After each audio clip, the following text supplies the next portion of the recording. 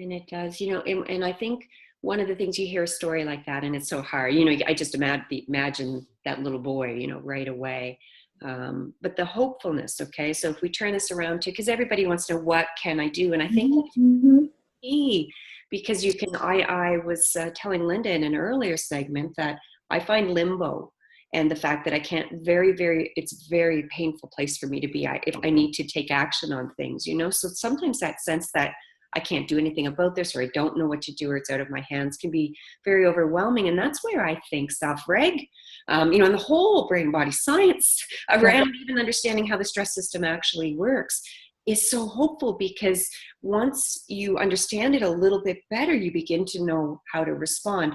And I mean, there's so many people that are responding, they're trusting their instincts and they're responding exactly the right way. Mm-hmm. And we can explain why it's helping through the science. But the more that we learn, the more that we can think about how to bring this to others. Like, do you have any examples? Like, are you hearing any really? Well, I had such a beautiful experience this morning. I was in a early childhood center that I consult to, and I do a reflective practice session with a group of teachers who work in the infant room up through the preschool rooms. And the one teacher was sharing with me about a little boy who had been coming into the classroom with his fist up, and an angry face. And she said, he walks in some mornings and he's already looking for somebody to fight with. And his mom, who's dropping off, will say, he's really angry this morning, it was a bad morning, he's really angry, and then leave. And this teacher, we were talking a little bit about co-regulation, and how important it is, the roles that we play, and what do we do when a child walks in like that. And she, just from her soul, was explaining about, I just think that the things that I do for him are so simple, but, I talk to him in a soft voice, and I bend over and get close to his ear, and I bring him over to the sandbox, and I let him put his hands in the sands, and I try to take his fists and say, it'll feel good if you put it in the sand, and squeeze the sand. And she really was, I think, in a way, we hadn't talked a lot yet about self-reg, but in her own way, she was explaining to me all the ways that she was trying to loan him her calmness. And it was so beautiful. And she said, over the last 2 weeks, he's really started to be able to fall asleep during nap time, and he wasn't able to do that before. Because we were talking about how hard it is to measure some of these things. How do we always I'm a school psychologist, right? So how do we quantify these changes that we're seeing, and these little things like, well, he couldn't fall asleep and now he can fall asleep. And certainly from spending time in the self-reg classes, that all makes so much sense, right? But and then we were talking also about, because we really come from an infant mental health perspective in terms of thinking about this parallel process, and how important it is that she think about what's going on at home before this little boy comes to school like that, and what's that mom feeling. How agitated is she in the morning, and what is it like for her when she's dropping him off and running to school, and how does this teacher's response to the parent impact that parent? And so, again, I really think from just her inner, peaceful spirit, this woman said, I always make sure I, give her try to give her an extra little hug, and let her know that I'm thinking about how her day is going to be. And I said, that's exactly it. We that process of helping that mom feel more calm, so that she can help her child feel more calm when he has to leave the classroom. Because I think that's one of the things that is the real challenges in working in schools, right? Is that we can change our affect and our tone and use all these wonderful strategies, but so many times we feel helpless about changing what's going on at home. And so we know that when kids come in that heightened state, we're very curious about what's going on at home, and wondering about how we might help that, how we might, provide some co-regulation for that parent in our own way, so that that parent can loan that co-regulation to their child. And so those are the kind of conversations that are very organic, I have to say. You know, sometimes I'll just put a little tidbit of information out there that's coming from the self-reg stuff, and these conversations just they just grow, you know, out of an idea, that somebody might have just mentioned one little thing, and then this beautiful story comes out, and so that happens a lot. And I do I really feel that the self-reg has made that made my entry into meetings in schools more welcome. I just love that.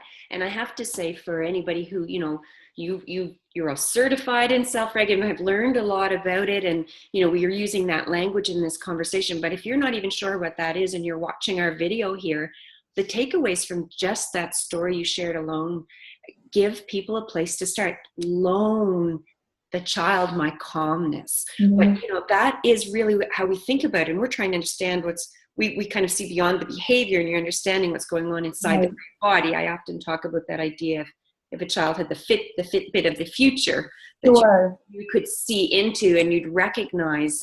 But what you're describing is an early childhood educator who just got it, just Mm-hmm. trusted those instincts, those nurturing instincts, recognized, because it's loan the child my calmness, so we can think about that and even become aware of our own stress in moments. So loaning the child my calmness, but also reframing the behavior. So instantly she saw this Mm-hmm. not as a bad behavior. We've had this ingrained in us to change the behavior. He can't Right. do that in that moment. He's not trying. And even if you touch him and he whacks you, well, that's Exactly. because it's like a wound up, Yeah. right? And so, but when you look at that as, oh my Lord, look at this communication that just told me how incredible stress, the stress Right. behavior. But the other thing that I love about, so that's a really helpful one when we look at it, that behavior is communication. That graphic with the Yeah. iceberg, it's really helpful, right? These little guys doesn't matter what they're doing. They really want to do well. And they're not trying to drive any of us crazy or cause problems or be, the Stewart always says there's no such thing as a bad kid. And I really believe it. Mm-hmm. They Mm-hmm. need us. So we loan them their behavior, but then that compassion for the parents, because, or caregivers or whatever the unique family design is. Because one thing I often hear is in my work with schools in particular, is, yeah, but we got to get this to the parents, but you can't help it because it's happening, and don't get me wrong. I want everybody in the whole world to be understanding their own stress for their own well-being as well, and understand how it works. And certainly I want everybody to feel the support they need to be able to do well, all of those things, but we don't know what that is, and we may never. And even if we did, that's not really what this is all about. What we recognize is a sign of an overstressed kid. So what we can probably infer is that there's an overstressed parent who's equally trying really hard. People love their kids, and things that look like they're indifferent. Like I know this from some of my work in some real at-risk communities, and there's always all these layers to unpack. And when we look with those soft eyes and do, that's how we can make a difference. And then we will actually see those changes in some of, they may happen very quickly. It's amazing what happens when a child or a parent, when they feel safe, like really safe, and it can make a really big difference. And then you can begin to work on some of the, the little issues or the challenges. And I think it's a really important, if everybody did this and understood this idea of turning off alarms, Mm-hmm. turning off those Olympic alarms, and Mm-hmm. that Mm-hmm. message of safe, and seeing kids and one another as everyone trying their best. Right. Right. Do you have any, those are just ones that came from your story. If you had, we just have a couple of minutes here. If you were to give I'm not looking necessarily for a list of tips, and yet I guess maybe I am. What would be some things that you could give some advice to folks that they might want to try if they're not sure, they're feeling overwhelmed, and they want to do some little piece to lower their own their own stress, or to help the child or the students they're working with? What are some of the things that they could do?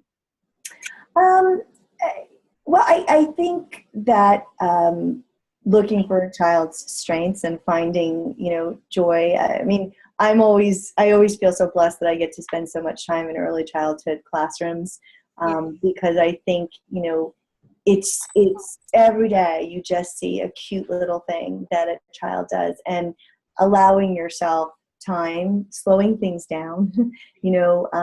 I think that's one thing in schools, that we feel so rushed, that we have so many things to get done, and trying to plan purposely so that you can create time and space to enjoy, the being with kids, and really, really catch their, Stanley used to say, kids had to catch the gleam in their eye. In our school here at the university, we talk about looking for the sparkle quality in kids, like knowing that when you've attuned with them, you get this different kind of look, and looking for that and rejoicing in it, like taking that moment to acknowledge that, wow, that little moment, that micro moment was so special. A lot of the work I do with teachers and parents is sort of going through the process. All right, so tell me about the best moment you've had with your child. Yes. And then tell me about the worst moment you've had with your child. And then we sort of dissect them and think about, okay, was it something in the environment that made it good or bad? Was it something in you and your confidence in what you were doing? And so that's very helpful, I think, to really be able to step back and reflect. That's what I was doing with these teachers this morning, is this idea of reflective practice, having that time, which I know is a luxury. Finding that in a school or in a childcare center is really a luxury, but having the time to step out of your practice and look at it from a distance and see the wonderful things that are going on, and then see the places that you want to maybe tweak a little bit. I find that very calming, to give myself that time and space. That leads into one idea that I have, and then one question I have for you. So I think on top of all of that, which I love what you just said, and really the sparkle idea is wonderful. And, Dr. Jean Clinton always talks about, being that one adult, who face lights up when the child walks in the room, and how changing that can be for a child. And we hear these things and sometimes think they sound nice. There's a lot of science behind this. Yes. And how, there really and truly is. So the other thing I often think of is recognizing that ourselves, that we have needs as well. And, our own, so a teacher in the classroom, recognizing that this is also a time of overstress on all of us as well. And, on the top of that, you've got report cards, and you've got parent meetings, and you've got March break coming, or what, I'm not sure your break, and you have all of these things that on top of all of that, and you're dealing with all these needs, and to recognize that, we need time for ourselves as well. And I'm even going to go, so I think this is true for men as well, but I even go, I often think of myself as a woman and all the different hats I wear. I'm a single mom, and I run an organization, and I do all these things, and my battery gets drained, and sometimes it's very hard for me to say, I just need a few minutes. Yeah. I need this little bit of time for myself to do whatever, and it's different things. It's not always the obvious calming things. Sometimes I need to go do, something kind of physical and intense to find my calm, but do that, and that's not selfish. That's actually the best thing we can do, to then be there for others, to take that for ourselves.